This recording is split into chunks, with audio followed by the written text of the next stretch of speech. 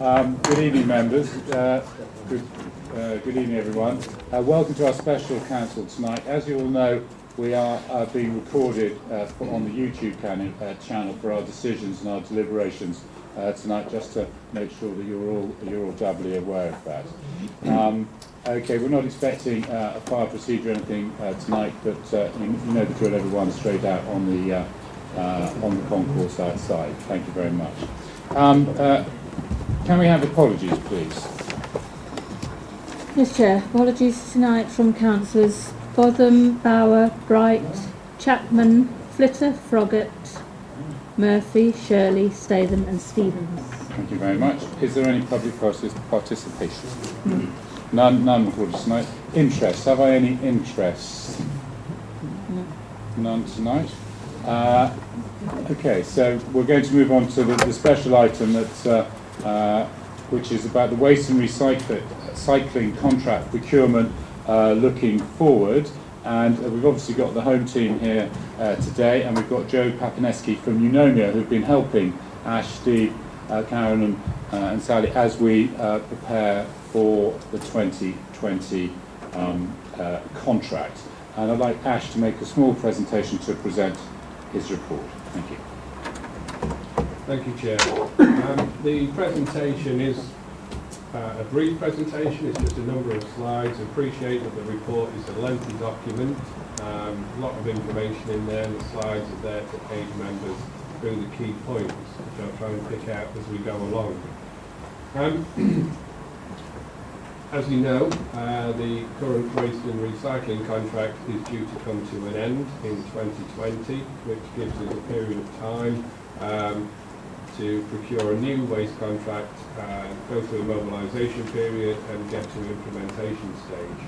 We've done a series of workshops with members and consultation with our residents. The first slide you will see is quite rightly titled The Challenge, or Our Challenge, because what we as a project team have tried to do is balance meeting residents' needs and set up recycling targets along with the financial pressures and future pressures that the council may have in future. Firstly, moving on to the public consultation results, I picked out some of the key points there. We had an overwhelming response. In fact, I understand it's a record response of over 2,600 responses. We know from that consultation work that our residents like the current arrangement, especially in terms of frequency of collection. 97% of our residents think that recycling is important to them. I suppose it's a positive in one sense that 2/3 of our residents use the weekly food waste collection. I think the downside of that is, and the challenge is to try and increase that much further. We know that 41% agree bins are 3/4 full or less. That obviously means that a higher percentage still have capacity issues, and we try to reflect that through the report. And we do know that nappy collections, the introduction of nappy collections would help with any introduction or reduction of frequency of residual waste collection. We also know that 40% stated that they would be willing to pay for garden waste collection should a charge be introduced. You'll see from the report that we're making a series of recommendations. We believe the structure that we put together for the procurement of the waste contract reflects the feedback that members have given in the workshops that have taken place, the 3-week workshops leading up to tonight's meeting, and also the feedback from the public consultation. You will see that in the appendix there's the procurement strategy for the waste and recycling, which is a much more detailed version. I suppose the report is a summary of that document. I think the key points that we're looking for this evening are the actual recommendations to the service that we provide.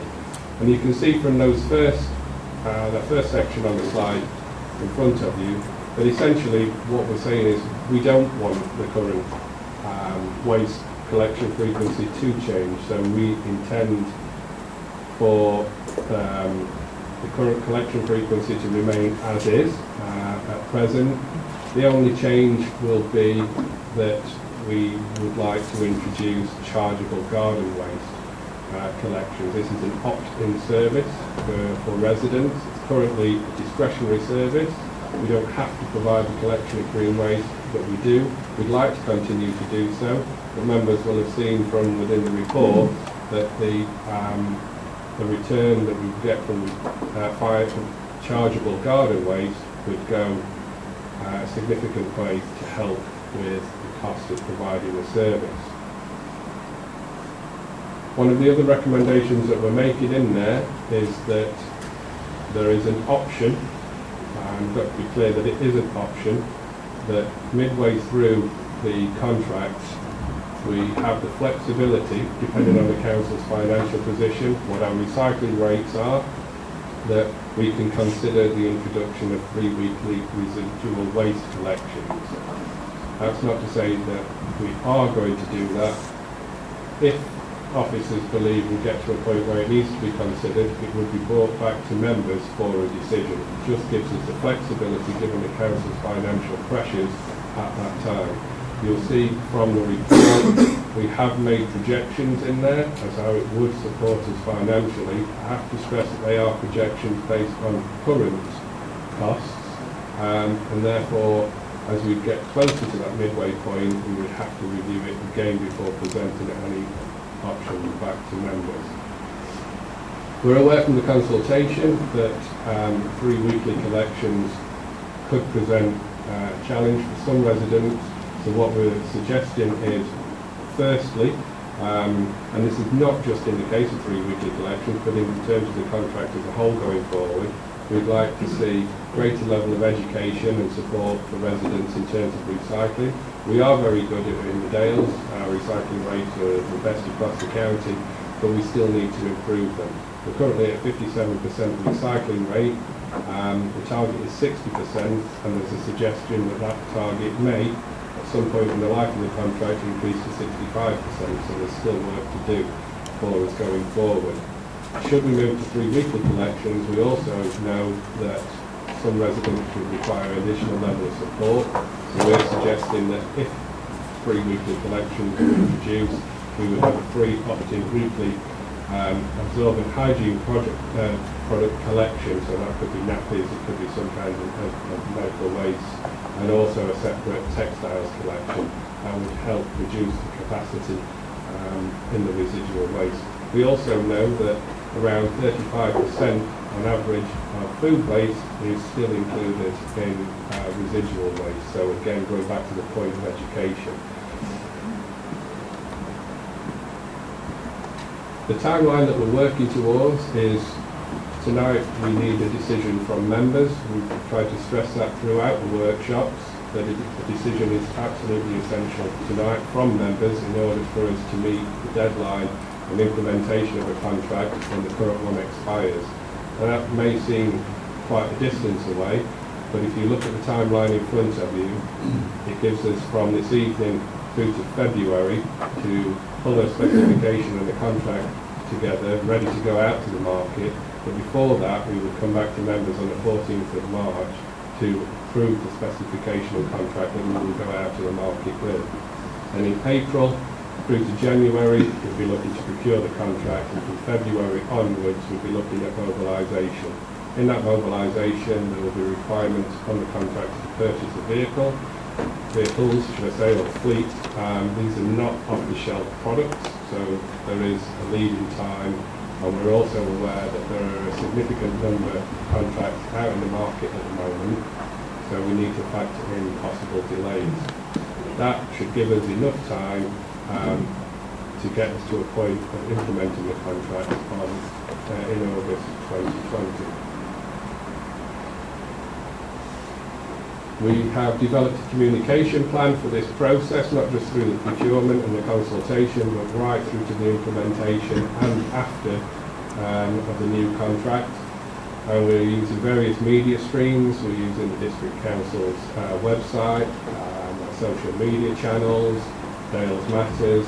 We've raised this issue in the community area forums, and we'll be communicating with local town and parish councils.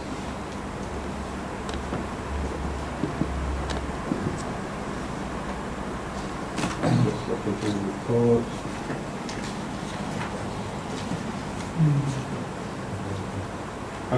I appreciate there's a lot of information to consider in tonight's report, and try to pick out the key points there, but there's plenty of detail. We've got Joe, Steve, Karen, and Sally from a technical point of view, who hopefully will be able to answer members' questions. Thank you very much, Ash, and to your team. As you all know, we had a pretty extensive briefing earlier for most of the members that were able to be there, and I think certainly a lot of very pertinent questions were answered there. So we'll move straight in. Councillor Rose. Thank you, Chairman. I'm pleased that Ash has left our challenge up on the screen there to procure waste recycling contract whilst meeting residents' needs and statutory recycling targets. I think that says it more than that's why we're here. And going straight into the debate, we're certainly not intending to strike any further questions or comments, because that's not the intention. But clearly this is once again a very critical decision for the council to make. It's a step along a road that we have to follow, and we have to proceed on that step at this moment of time. I was trying to think, and I don't suppose anybody can actually help me, as to whether this is the fourth or fifth time we've had to make this decision. I can certainly recall, without saying when, and giving the game away, as to when the council made the decision to go to a private contractor, and we previously had the service done by the in-house service, and that was fairly controversial at the time. And since then we have renewed contracts or found new contractors. The last one, of course, to expire in 2020. So, it's not the first time we've had to make decisions. But what's probably more unusual about this time is that, we're in a totally different climate to what it was back in 2010, 2011 when we made the last decision. And, as has been commented earlier, when things were a lot better and the recycling market was much better than it is currently now. So a lot more uncertainty, and that's why I want to say a big thank you to our officers and the working party that's been led by Stephen's colleagues, and to Monia for all the hard work they've done to get to this point of time. And that's not to say there isn't a lot more hard work to come. This is just a sort of a step on that ladder, and in fact if we do endorse this decision, as I hope we will, then there's a hell of a lot of work still to be done in the contract. It's not an easy thing to do. But I think we do know, as we all know, that we have to be able to afford it, and much as we'd like to have sort of kept on the service we had, which people are very pleased of, I think all the politicians realise that the most important thing for most residents is my bin going to be collected? And if it isn't collected, most of us get to know about it in one way or the other. It's the most frequent complaint that one gets. And it is a service, I think, that's been to a certain extent taken for granted. It's come through thick and thin. I know we've had winter conditions on occasion which have caused difficulties, but in the main it's been a very successful outcome and a very good service. And our aim is to try and keep that service as close as possible to the one that we currently have. And the only difference here at the moment is the fact that we are proposing to plant for garden waste, which, as we now know, is happening in probably more than 50% of the councils right now, and probably a lot more will be facing that decision very shortly, because it has to be affordable. We have to balance our book. So unless we take a different decision as we've been advised to do tonight, then it cannot be done without actually having to find savings in areas where it would be impossible to find those savings particularly as this is a statutory service in Maine. Now, just to talk about the option in 2024, because that's when it will be, clearly it will not be for this council or one elected in May next year to make that decision, which I think, is probably a relief to all of us, that we can sort of say to the public, we have respected your wishes, and a fortnightly collection will be maintained. Clearly, we've got to make sure we get a tender, and I hope we will. We seem to be doing all the right things to create that climate, and there should be input. So I'm going to move the whole of the officer's recommendations, and I think that's the right step to take at this stage, and that will allow our officers and Pneumonia to work at the next stage of this particular process, which is a very, very important service for the whole of our residents. So we've got to get it right, and I think we've done very well to get to this point. So I'll continue with it. Thank you very much. Councillor Mike Ratcliffe, please. Thank you, Chair.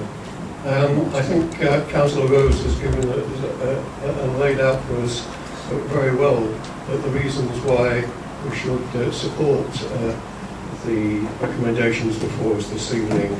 And I'd just like to, if I could, in seconding, just to add a few more comments to supplement that. I think we have to focus very much upon the challenge that was laid before us and the intrinsic components there. Affordable. This has to be within our financial reach. There were certain reasons why, of course, we couldn't continue with the contract that we formerly had, and why we had to seek new financial parameters for this new contract. We had to meet residents' needs, and a very good and extensive consultation took place to ascertain what they were. And to meet, of course, again, statutory recycling targets, and indeed improve on them. We have very good ones at the moment, but that's no reason why we can't increase them further.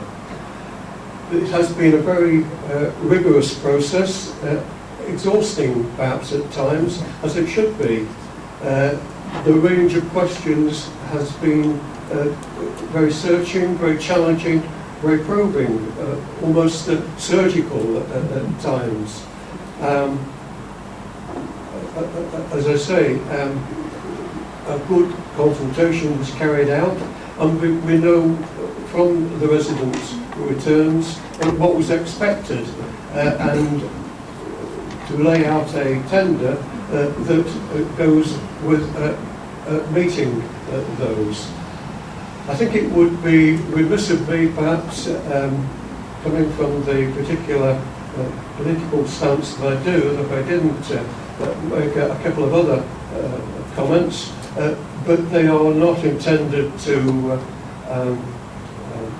cast aspersions, as it were, on the direction that we're going in if we accept the recommendations.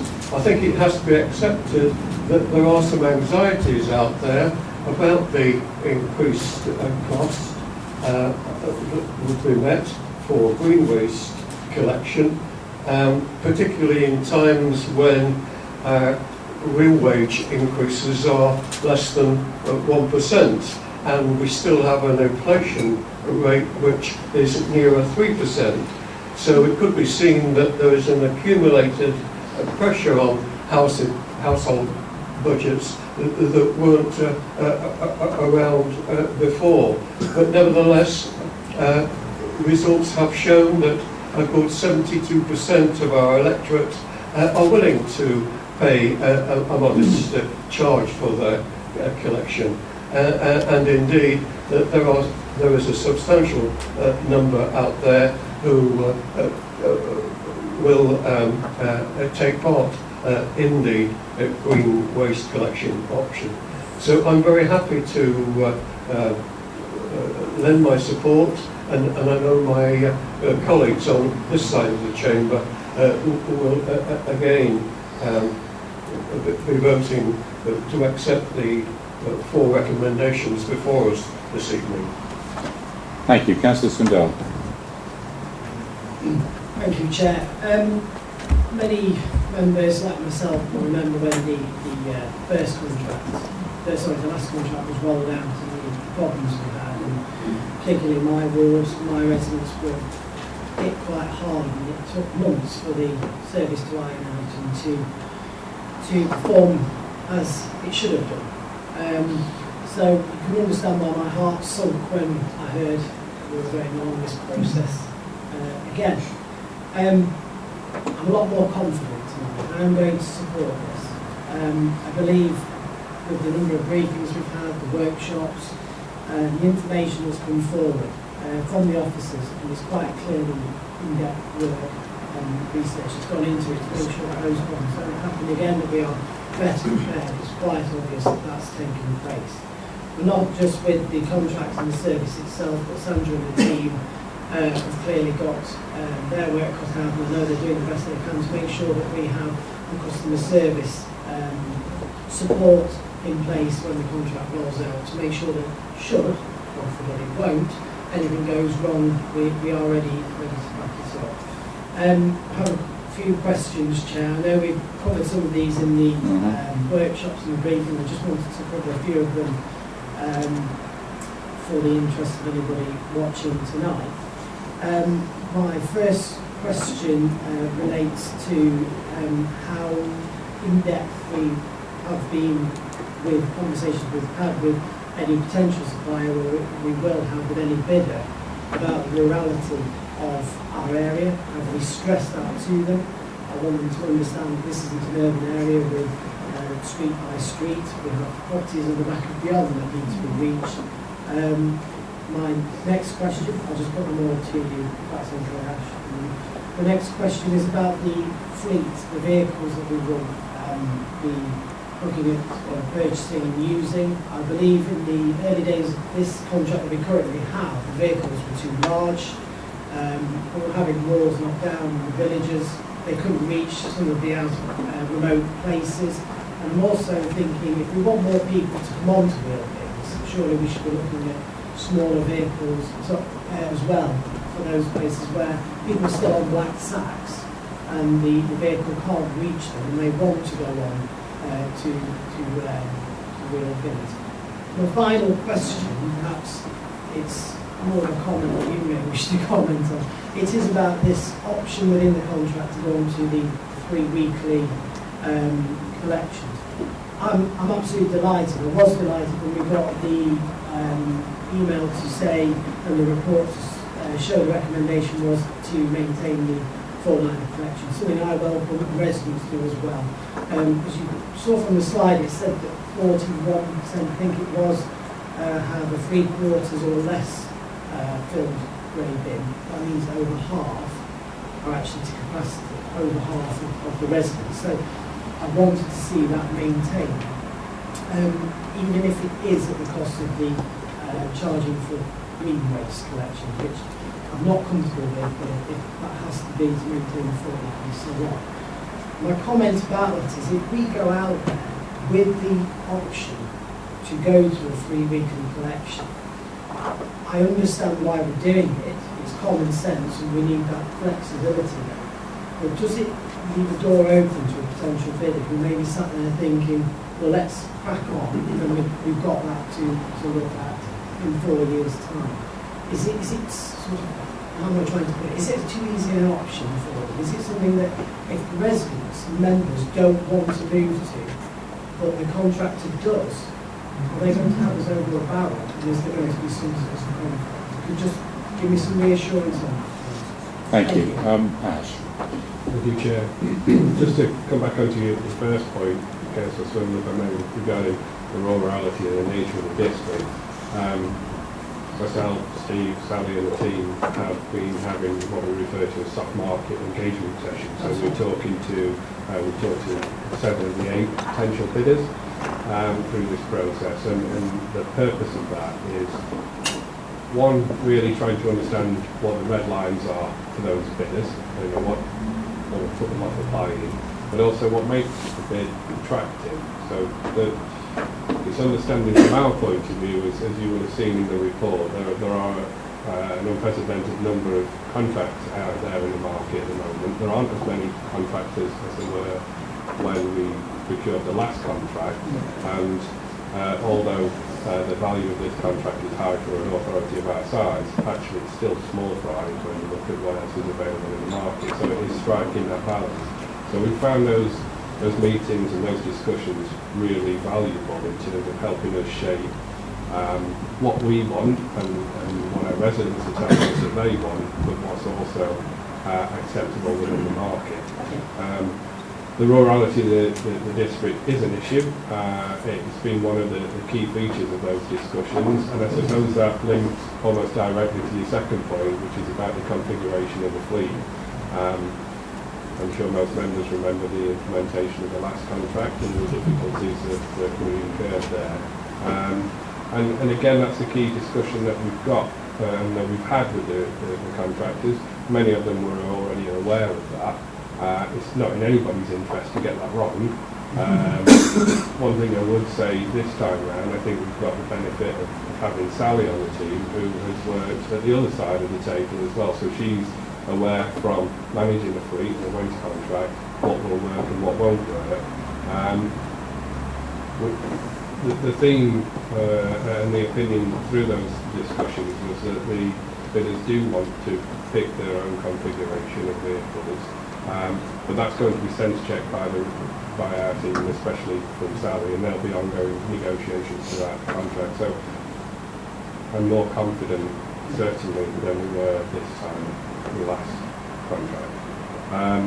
And on your final comment regarding the introduction, that's not for contractors to decide. We're asking them because we're aware that the financial pressures on the authority are uncertain going forward, especially 4 years on. We don't know what our financial challenge will look like.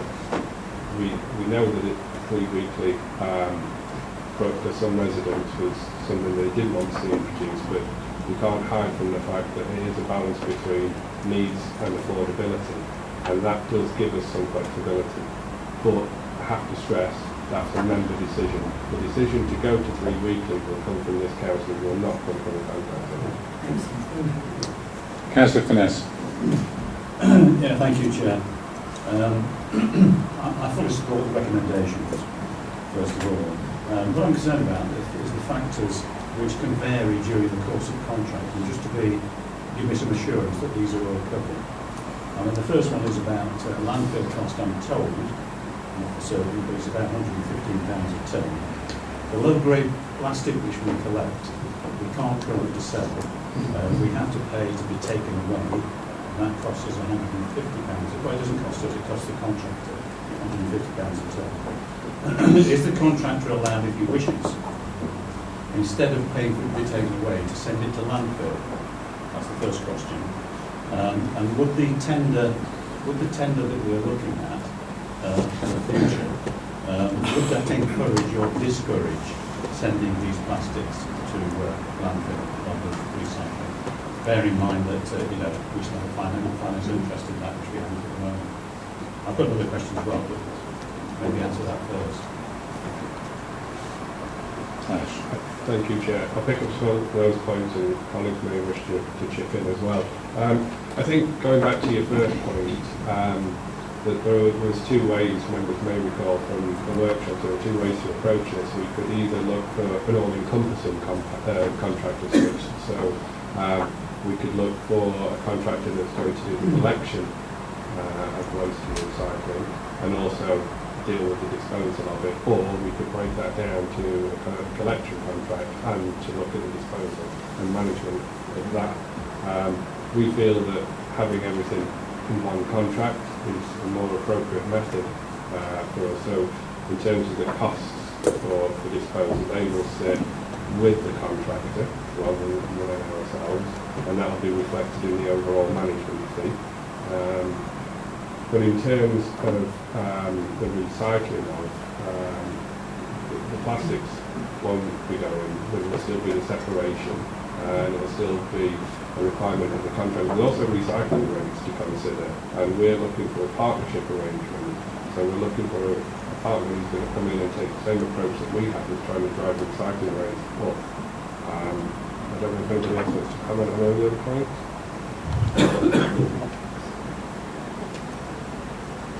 Oh, my button's not working. Thank you. Just on the point about the plastic going to landfill, if there's a differential in the price, any material that's collected separately for recycling will have to be sent for recycling unless there's no market whatsoever. That would be the only situation where something wouldn't be recycled, is if there's genuinely no market. It wouldn't be at the choice of the contractor to say it's more expensive, so we're going to send it to landfill instead. So that's the current situation, and the situation going forward. Correct. Okay. So the other question is, if incineration at Sinfin does get going and landfill sites are closed, and the incineration rates differ from the landfill rates, would that be covered in the contract? I.e., if it's cheaper, sorry, to return that time, let me start again. If the incineration at Sinfin gets going and the landfill sites are closed, so the incineration rates differ from the landfill rates, will that be covered in the contract? I.e., if it's cheaper, if it turns out to be cheaper, once the contract started, we go to incineration and it turns out to be cheaper than landfill, would we benefit from that? I don't think we'll benefit by Councillor Finesse, but what I would say is that is the responsibility of the contractor to negotiate those rates. They'll be looking at getting the most affordable contract from their end as well. So as part of this whole procurement process, when they're looking at writing their submissions, they will consider all of these options, and that in turn will impact on the management fee. So I suppose indirectly, yes, we will see a difference, but it depends on how they've done their forecasting and put their bid together. It's not something that we will directly be involved in. The disposal of that will be the responsibility of the company. Okay.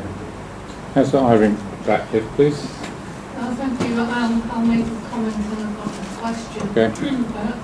I'm going to upset a little bit of the atmosphere here. We have worked very hard.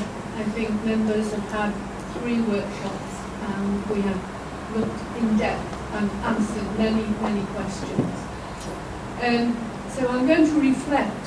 I don't have a nice taste in my mouth about this. I will support it, but I want to say a few things first in terms of this. Councillor Rose said it's got to be affordable to this council. The red line that was said in the workshop by our consultants was that the contractor has to have a profit, and that is a red line because they won't do it. What the amount of profit is. Of course, I mentioned that because, of course, people were asking, why don't we have it back in-house? Why don't we insource? And that's the question that we've been trying to find over the 3 workshops. What commitment has the council had to look at bringing it back in-house? There are many that have. Amber Valley's brought it in, but it's not for us, and I was reassured that it wasn't a choice, or a choice to join them, or to join with other councils. So we haven't had a playing field where we could say, how can we perhaps negotiate with our fellow boroughs and district councils? I get frustrated about that, and when I asked about the in-house, I have to say I was so upset.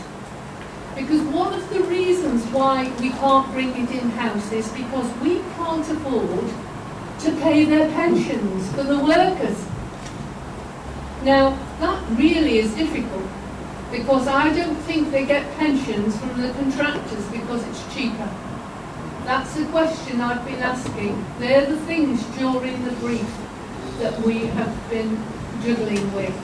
So we're faced with a very difficult thing, and it is the situation that we in local councils give. Do we get any help from our government? No. Everything is devolved to you in get on with it, no help at all. We ask if we can put the council tax up from 1.49% up to 2%. Yeah, the council's fine, but it doesn't raise enough money there. But we should raise it, because the difficulty and the question is for Karen, just so that the general public that are watching this will know. We are going from a green waste fee paying service, like many councils have done, so we're not the forerunners in this. But we could have chosen to put the council tax up, but our government has put a cap on it. So we can't do the things that we want, a service for people.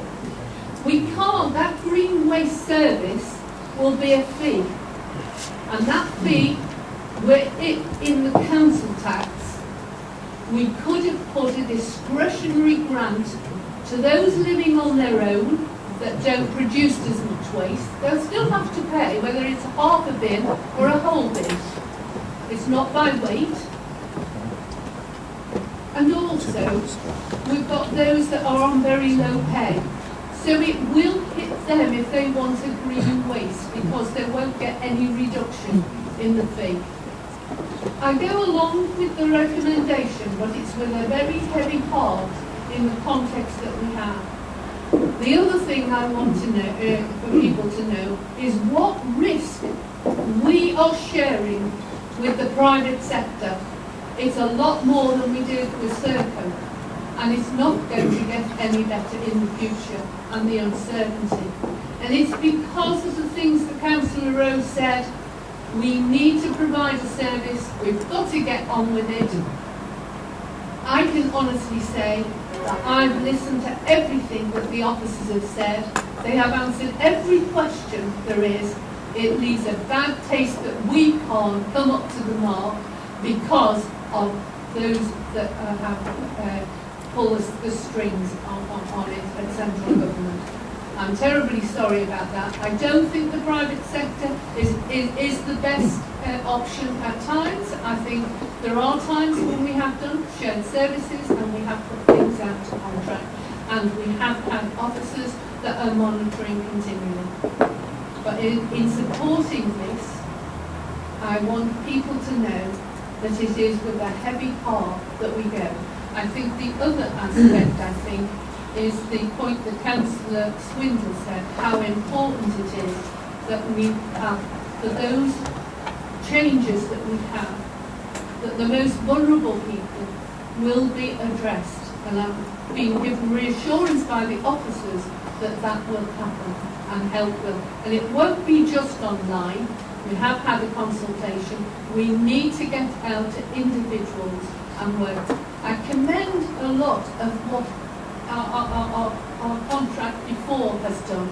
We have achieved great recycling, but we need to do more. And we need to do more because of the uncertainties of how we recycle and dispose of it. So thank you, Chair. Thank you. Who'd like to answer the one about the in-house services? Ashley. Thank you, Chair. In-house, we're aware is a less affordable option, and you're absolutely right, there will be a profit margin for a private contractor, but that is currently still looking like that's a cheaper or more affordable option for the authority to go down that route than it certainly would be to go down reintroducing in-house provision. You're right, the pension costs are high, but that is just a factor in the increased costs. It's not the sole factor. There are other things in terms of, as you will have seen in the report, there's the commodity value and the fluctuations in those values. It's about having a shared risk. If we take a contractor, yes, we know that those not going to get the same level of comfort that we've got with the current contract. There will have to be a fairer split of liability and risk share. If we were in-house, we would carry 100% of that risk. You've seen from the report what those figures look like. They're not insignificant by any means. And currently we don't have capacity to deliver in-house, so the work that the organisation has done over the last 4, 5, 6 years on reducing back office, Stefan would have to revisit all of that and undo some of it to make sure that we could deliver the service. We'd also need specific technical staff, so his team would have to grow and the management of the service. So the in-house, you will see from the way that we've structured the procurement process, we have to consider the fact that we may not get a bid, and if we get to that position, hopefully we won't, because we'll be able to put a tender out in the market that's appealing to the market. But if we did get to that point, we've given ourselves some time to mobilise an in-house provision, but we know that it's not as affordable as going back out to the market. Councillor Martin Burford. Thank you, Chair. First of all, I'd like to congratulate officers on this extensive and comprehensive report, and also thank them for the work they've done up to this point in organising workshops for members and all the previous reports they've given to us as well. Like Councillor Harry Ratcliffe, I process with a heavy heart. I also agree with much of what Councillor Swindle has just said, but particularly agreeing with Councillor Harry Ratcliffe about the council tax. I would much prefer to see council tax increased by a small margin to cover the amount of deficit that we've got to raise, because obviously, as she's explained, that's not going to be possible. But at least that's more progressive than a flat rate charge on everybody for green waste bins, regardless of income, of course. And of course, the council tax is similar to levy. That's the other complication, I think, with this charge for green waste bins. It's going to be very, very complicated, what we've read in the workshop we had before this meeting. So, what are we voting for tonight? Going through the recommendations, I can support 1, I can support 2, I can support 3, A, B and D. But if I was to ask after this meeting by a member of the public, oh, you supported this tonight, didn't you? I'll say yes. I'll want to charge for a green bin election. Have you voted for it? I've not voted for it. Well, you haven't voted for a maximum charge? Well, no, there wasn't one on the report. So what I'll ask officers now is, can we not have a cap? Because elsewhere in the country, the charges vary £20, and it's about £84 in Sheffield, I understand. So, I mean, there's a big difference there between the minimum and the maximum. So if we're voting for this tonight, we could be voting for a maximum charge. And I understand officers have worked out the savings going to make by charging on the basis of 43% of the public agreeing to pay a charge, and that average charge, that charge that they're willing to pay being about £40. So that would probably be acceptable, but if it's any higher than that, then I think I'll be having second thoughts about supporting this recommendation. The other thing I think we need to understand is that the main objective of the members of the main objective of this exercise is that their statutory recycling targets to be met, and I think we've got to try and aim more than that. I think it's about 65% now, and we should be aiming for 100% really, but anything above 65% should be our objective. And if we can't hope to increase recycling, and I suspect that this charge on green waste bins is going to go down, certainly in the short term. There's nothing else in this recommendation that's going to encourage recycling to be increased. I suppose, I mean, officers have explained to us previously that if we went on a 3-week residual waste collection scheme, then that would probably increase recycling rates. But we're not going along that avenue at the moment. God forbid that we're going to do that in the future. It's going to be incredibly complicated and challenging to explain to residents if we do go down that road. So I think officers and members alike need to think how we're going to increase recycling by this and minimise fly tipping, which I think is going to be the problem in terms of green waste.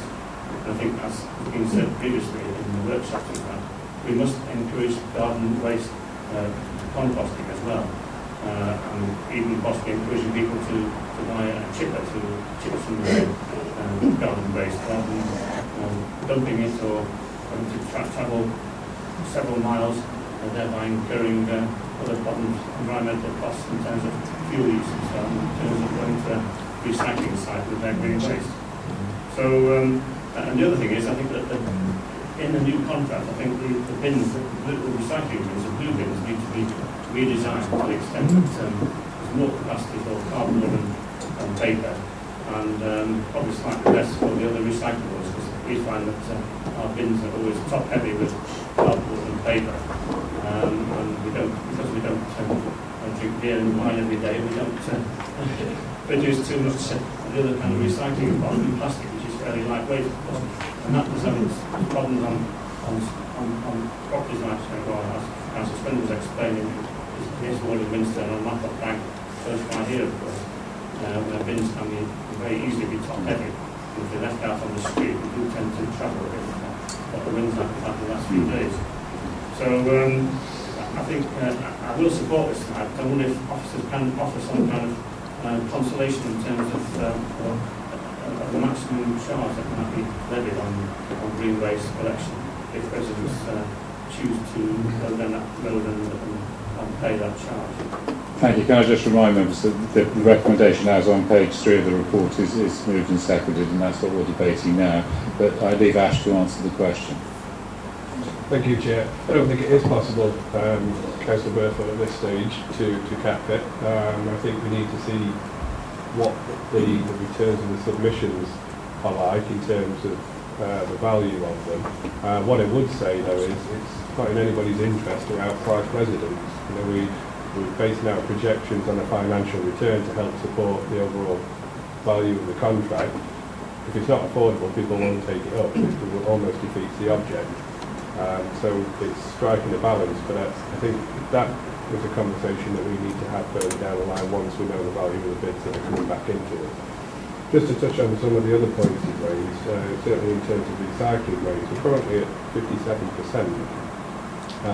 Our recycling target, or the recycling target, is 60%. We already do very well. There's still work to do. I alluded to earlier that around 35% of the residual waste is still food waste, so there's still work to do in terms of general education and supporting households to improve the level of recycling. But we're very good. In fact, we've got the highest levels of recycling across the county. We do very well in the East Midlands, we do very well nationally. We, as officers, as well as what the members told us in the workshops, and 97% of our residents have told us that recycling is important to them. We need to continue that upward curve, and we intend to do that. And as I said earlier, we need a contractor who's going to join us as a partner and share that responsibility and help residents recycle more. With regards to modifying the recycling bins, it's hard to say at the moment. We know where the streams that are currently more used than others. We've got that through the consultation. It might be that some of the bidders come back, and although we want to keep the same bins, there might be a slightly amended way that we configure which goes into what compartment. But until we get further down the line, it's hard to say what that might look like. Councillor Crawley. Yes, Chair, thank you very much. My question actually has been answered, but I'd like to take the opportunity to thank the officers and the manager for all the work that they have done to bring us a very succinct and carefully prepared report, and for making it so easy for us to understand. It's a very difficult report to go through because it is very technical in places, and they certainly have helped us. Thank you. I've got another 7 speakers on my list at the moment. Councillor Slack. Thank you, Chair. There's no doubt about it, over the last 10 years we've had a very, very good waste collection service, but unfortunately with all the cuts and the money we have to save from local national government, we have brought us to this situation where we've got to reduce our costs in waste collection. We chose to, the officers have chose to go for garden waste. I will support this, by the way, but I've got reservations about some of this, because garden waste, I can remember the times when before garden waste was collected and nearly every other garden had fires going. and so there used to be smoke everywhere, and especially at the weekend when everybody was out gardening. So, and with the 3-week collection of the grey bin, some residue from the what's left over that they can't get to the bin could well finish on the garden fire. So, are we sowing something which we'll regret in the future? Are we going to? We're supposed to be becoming more environmentally friendly. Are we going to have smoke all over our locality? It's something which we should consider. You know, yeah, I'm not against charging, and I think the survey showed 70% of people would for charging for green waste, because I think people don't want them sort of things returning when we've got fire, when we've got smoke everywhere. And there'll be certain people in low incomes who won't be able to afford this, and they will get rid of the waste by burning it in the gardens, like they used to do years gone by. So I think our environment is going to suffer, definitely, on this. And I don't accept about not being brought in house. I think it would save money if it was run correctly in house. I don't follow at all from the officers that bringing it in house is detrimental to our community. I think it would be safer for our community. So yeah, I'll support it, Chair, but very grave reservations about this altogether. I have really, Chair. And also the 3-week collection of the grey bin, how are you going to sort it out? You're going to have 1 week when you've only got a food caddy to collect. It's not going to balance, really, as it does now. The balance is perfect. You're going to have probably 1 week when the food is collected, another week when 4 bins are collected, to make the 3-week cycle. So it's going to be very tricky to operate, really. I think it wants a lot more study and a lot more into this, really. And I would, at this late stage, ask the officer to reconsider about bringing this back in house. I think it would be much, much better. And also, the maintenance of the trucks is going to be enormous cost. Buying the vehicles, or leasing them, in fact, is going to be a big cost on our council. So, it's not straightforward by a long, long way. There's a lot of work to be done on this, and I think that's for what they've done, but there's a lot more to be done yet on this, and I think we might regret some of this decision we made now. We've got to keep this cost in control, so I will be supporting it, Chair. Thank you very much, Councillor Sack. Councillor Tubman. Thank you, Chair. Just a point of clarity. An earlier speaker mentioned something about contractors not having pensionable employment. Am I right in assuming that all employers have to offer a workplace pension scheme nowadays? Thank you very much. I think that's rhetorical. Karen, would you like to? Yes, all employers are required to provide a workplace pension, but the terms are different. Absolutely. Councillor Sue Burford, please. Thank you, Chair. Well, I am going to support the recommendation, but again, it is with somewhat of a heavy heart. I think the most important thing about the whole of this procedure is that we provide a good service to the public, because that is the waste collection is the thing that most people actually think that's all the council does, to be honest, or certainly it's one of the very few things that they do.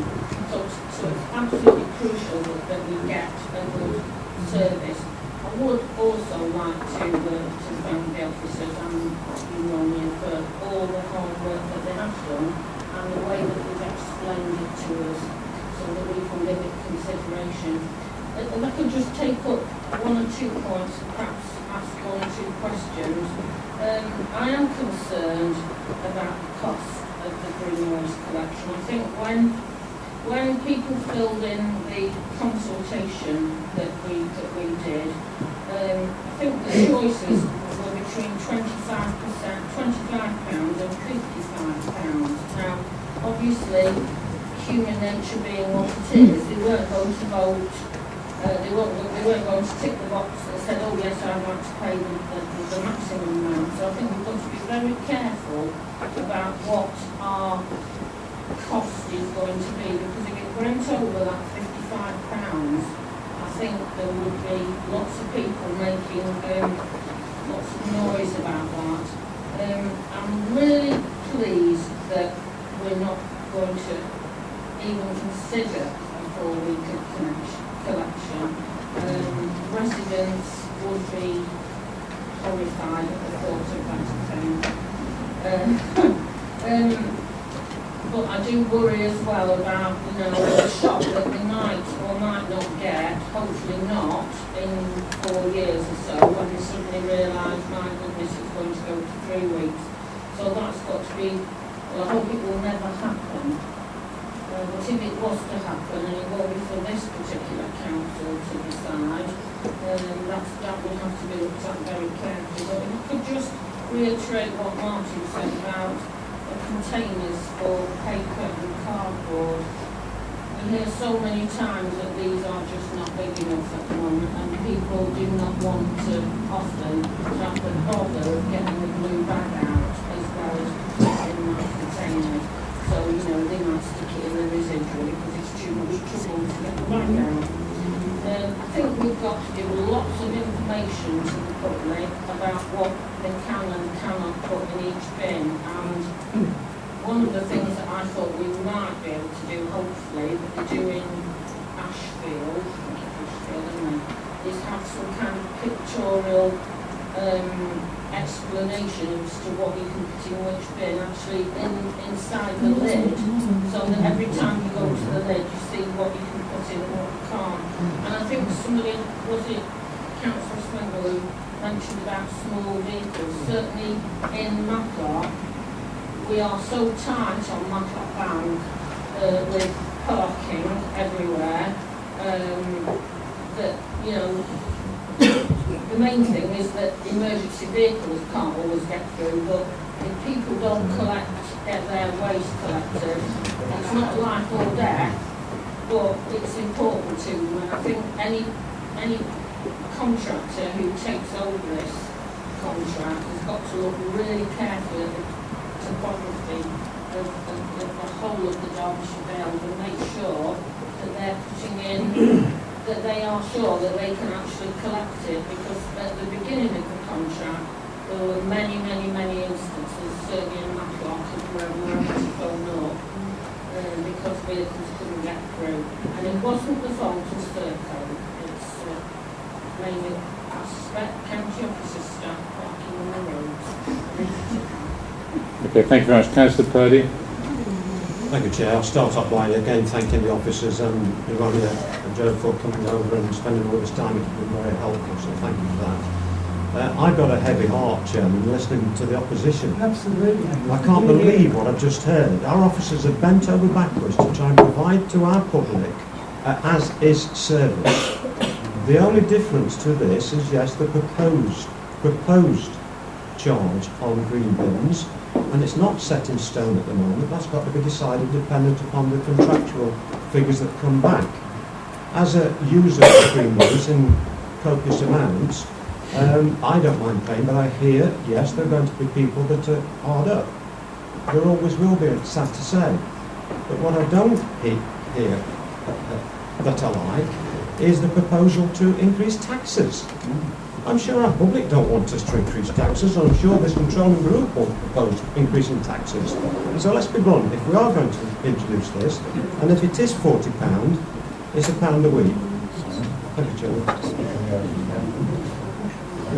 Councillor Catt. So do you want to speak now? I was asking whether you got my name down. Yeah. Sorry, very fun. Councillor Catt now. That's great, thank you, Chairman. I should be supporting these proposals, and unlike some of the speakers we've heard this evening, I shall not be doing so with a heavy heart. I shall be proud to support these proposals.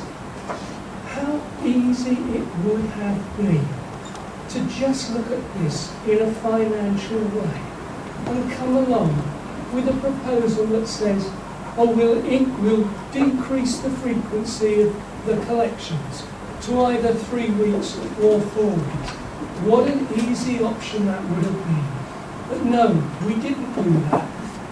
Officers, you know me, have looked hard and long They came back to members with 3 separate workshops at which each and every single one of us had the opportunity to attend and to answer and to ask questions which were answered at that time.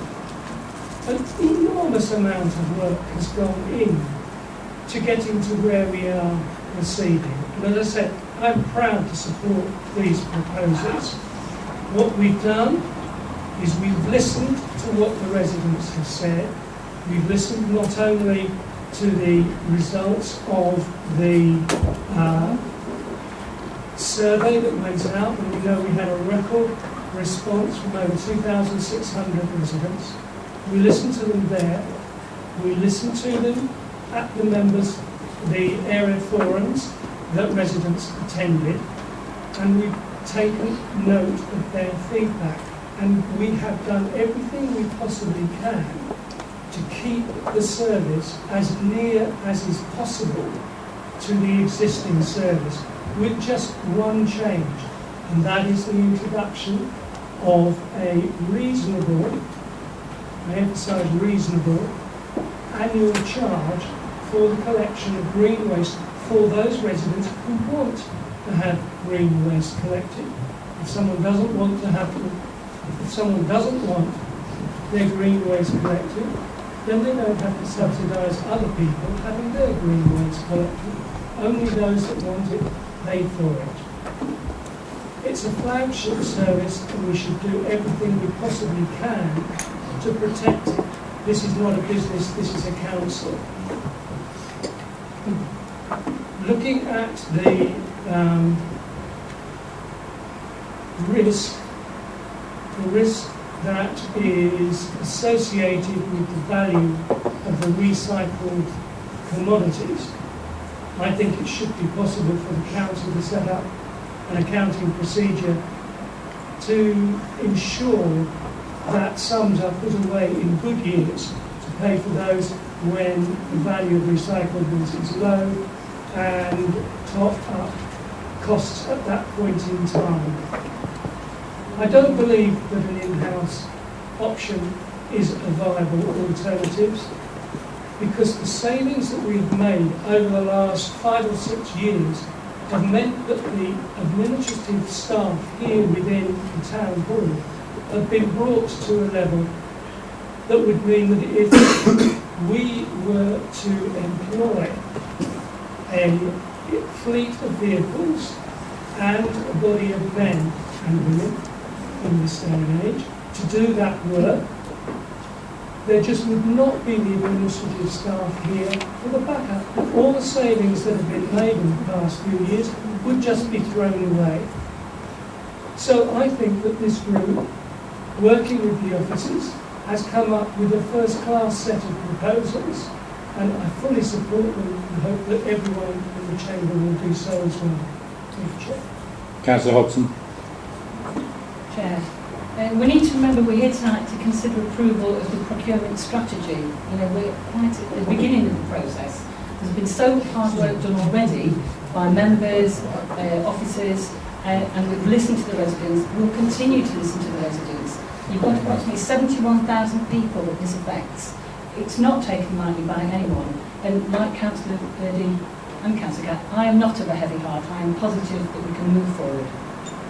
Thank you. Councillor Massey-Bloodworth. Thank you, Chair. First, I'd like to thank the officers on all their hard work on this and for the report. I will be supporting it. But I would just like to clarify something. In the workshop, I got the impression that the green bin charge was an opt-in, opt-out scenario. But a couple of fellow councillors have mentioned it being a blanket charge to everybody. Could I just clarify which it is? Ash. Thank you, Chair. No, it's an opt-in service.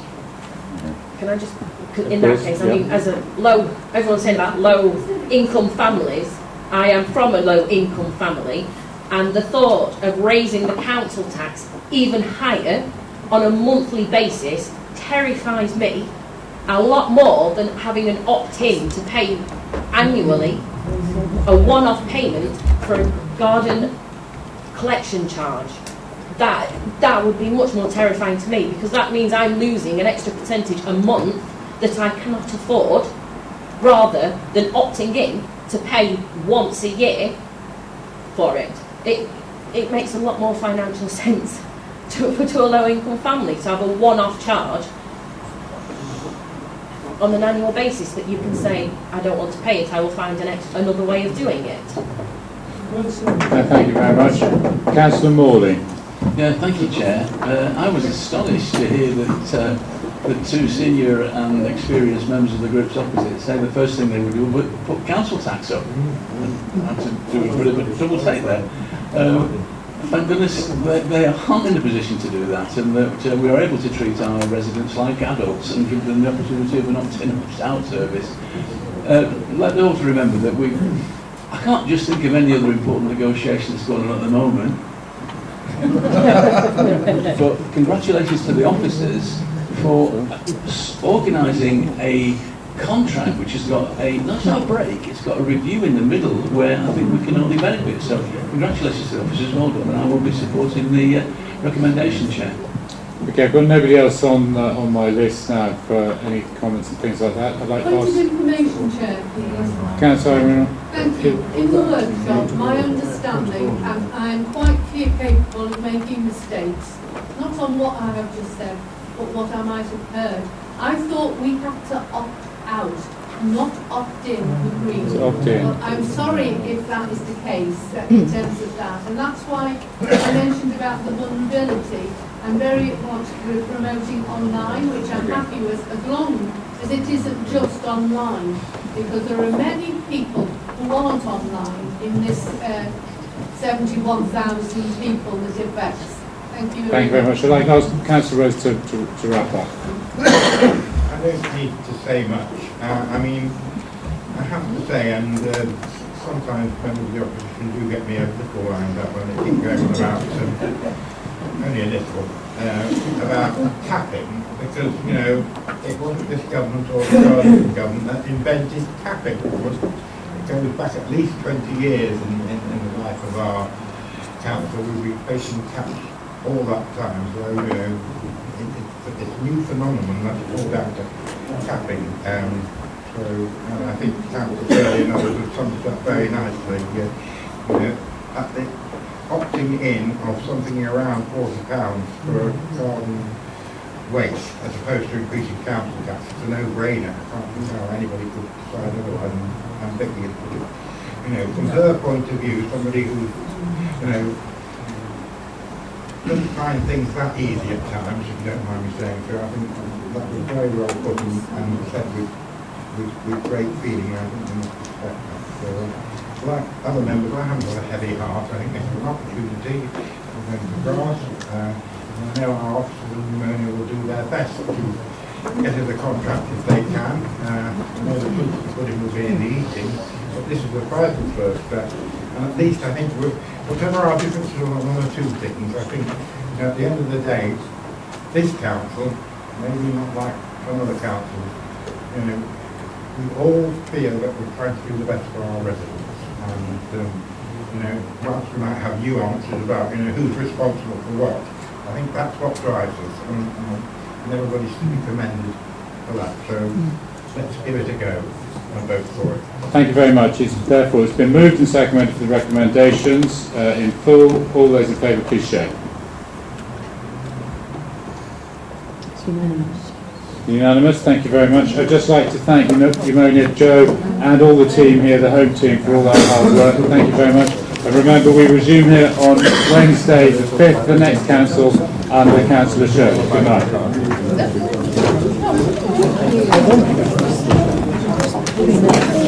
Well, that's your pen. I took it as well.